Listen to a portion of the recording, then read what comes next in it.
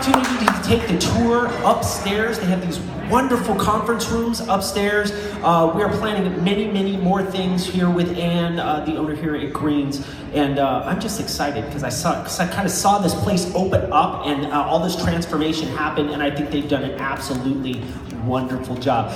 Today, you are all personally, most of you up front here, you were personally invited by me to come down and meet our friend, Kris Allen. And this is one of the wonderful things that is cool about iHeartRadio and B93 is we get these opportunities to introduce our friends in the entertainment industry to our partners and listeners in very intimate venues like this. And two things, if you listen to my show on B93, two things I love the most, it's new music and finding new venues to explore that music in. I love that, and this is a fine example of that. We are going to do it like this. I'm going to introduce Kris. I'm going to ask him a few questions because I'm kind of curious. I'm going to open it up to a little Q&A. He's going to do some music for you, and then we're going to give you the opportunity to, stand with him, take some photos, and walk away with those mementos. So, without further ado, ladies and gentlemen, Kris Allen.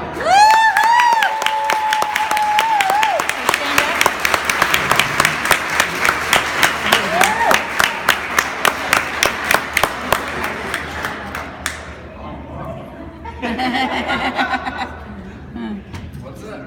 Kris, welcome. How's it going? Hey, everybody. So first of all, Kris has a show tonight at Black Oak Casino. You all know where that's at. It's not far. Tickets are still on sale, by the way. So you should, after leaving here, don't bother to go back to work. Even if you just want to go gambling. Yeah. We'll be there, hanging out. Just if you want to gamble with us. And we play some blackjack together. Oh yeah? Don't take my card though. No reason to go back to work after this. You can go back and tell your boss I said work is way overrated.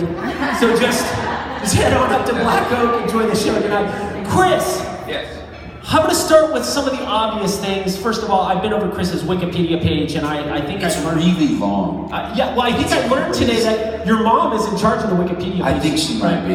Yeah. Because it's like, it starts from like birth. It goes like ages 1 to 5. What did he do? I'm going to start with the obvious question that I'm sure you hear a lot. Tell us a little bit about your American Idol experience, that whole thing. And now you're out here on the road and you're doing these shows. Well, what do you want to know? Is there anything specific or is there...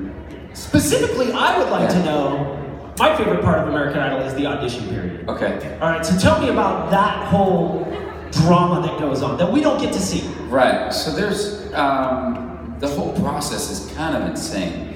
I think my first trial was in July, and then, it was like this, I waited for 14 hours. It was me and my brother and my friend were the last people to try out in Louisville out of 13,000 people or something, the very last people, which we got to see everyone, and the good people and the not so good.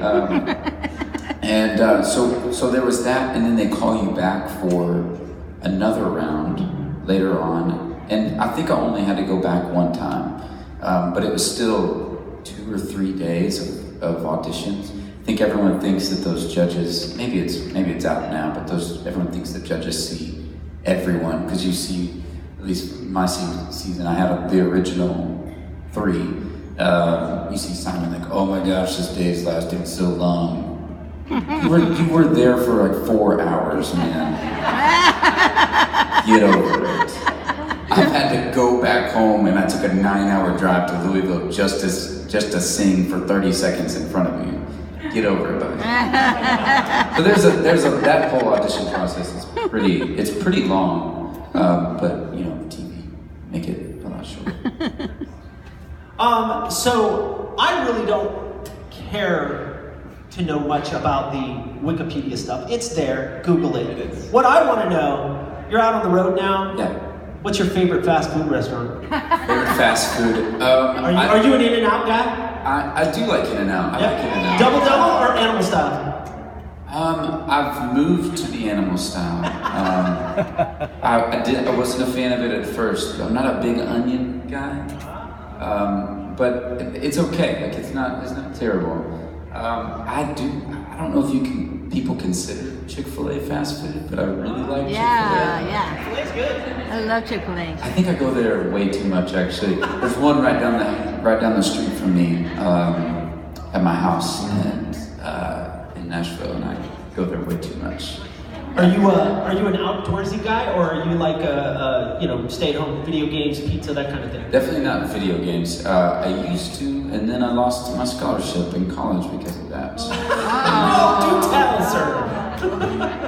I had a scholarship, academic scholarship, if you can believe that, to school in my freshman year. I think they got rid of it the semester of my freshman year. Don't give me freedom to do whatever. I had a class downstairs in my building, in my dorm building, and I never went.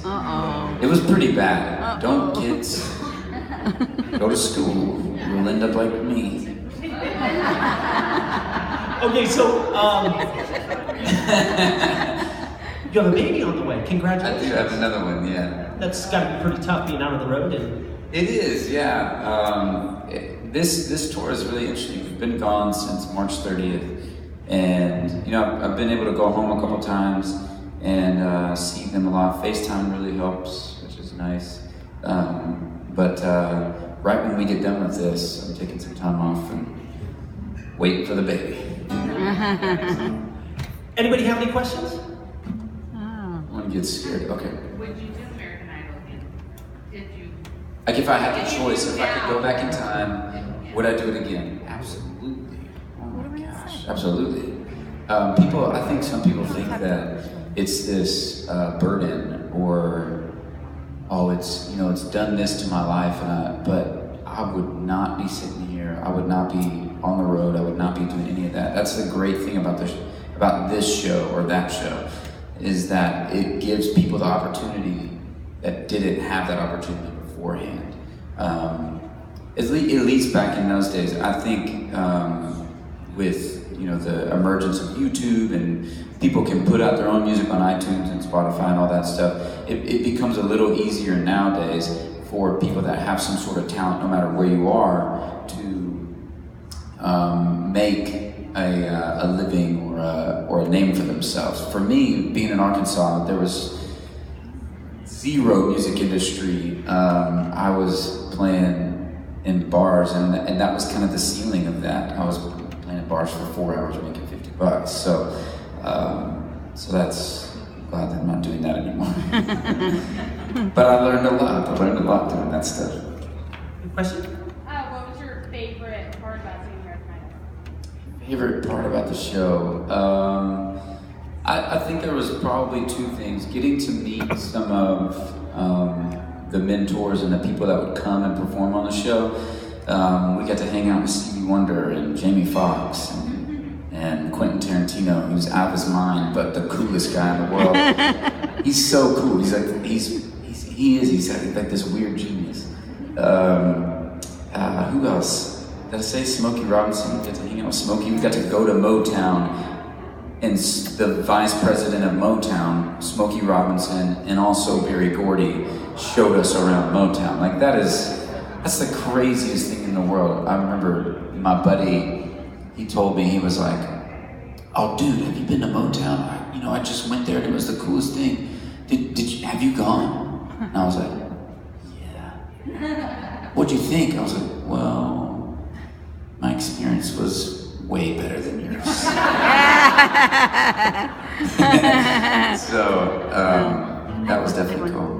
A couple more down here. Oh, I'm wondering if you are still friends with any of the people you were on the show with. Yeah, totally. Actually, I played a show in LA a couple nights ago, and Allison, hope you guys remember her. She's a redheaded, really young girl. She was on my season, and she came to my show. It's always so good to see her. We just did the finale, so I got to see a couple of them. And we're all in different places geographically. Like, we don't get to see each other very much, but when we do, it's a beautiful thing. Yeah. Hi. Hi, Linda. Hi. How does it feel to meet the celebrities at the award shows? I mean, it's just mind-boggling. I can't I can't imagine how it would be. I don't get starstruck very often, but I will tell you this story. I was in. Can I get a water? Or is that okay? But yeah, thanks, man. I was at the AMAs. It was forever ago. It was like 2010 or 9 or something like that. And I was there, and I was going to the bathroom at a commercial or something like that, and I walked into the front row. And my first show that I ever went to, I was 7 years old, was a Reba McEntire show. And so it's always like had this, spot in my memory of, oh, this is my first show. It's very special to me. And I walk in the front row, and I walk past her, and I see her, and I go, oh, I can't say anything. So I go to the bathroom, and then I come back, and then we lock eyes. She has no idea who I am, because I'm just staring at her. But she looks right back at me, and I go, and I just stop in front of her without saying anything, and she's like, hey, honey. And I'm like, I love you. That's literally what I said. And I walked off. And so thank you. I don't get starstruck super often, but that was. She probably has like a restraining order or something like that, because I was being pretty creepy that day. Okay, my last question here, Kris, because we need to move on so we can make sure that you guys get photos. In your My Favorites iHeartRadio app, who are your top 5 artists that influence you? Let's say top 3. Number one. Yeah, right. This is not like, well, Michael's number 1. The rest of them are not numbered. Top 5. The Beatles, for sure. Yeah, woo! All right. I mean, it's like the obvious answer, I feel like, but I would put Paul Simon in there. Gosh, this is tough. Kris Allen. Yeah, myself. I listen to my own music all the time. Who else? I definitely am a big. I like Marvin Gaye a lot. Have you guys heard him do the national anthem? You guys remember that? It was like 1983 or something like that. I wasn't alive, but I've seen YouTubes and stuff. No, It is the coolest thing in the world. One more. I'll give it to James Taylor. Yeah, Great right. Play some music for us? Yeah. Excellent.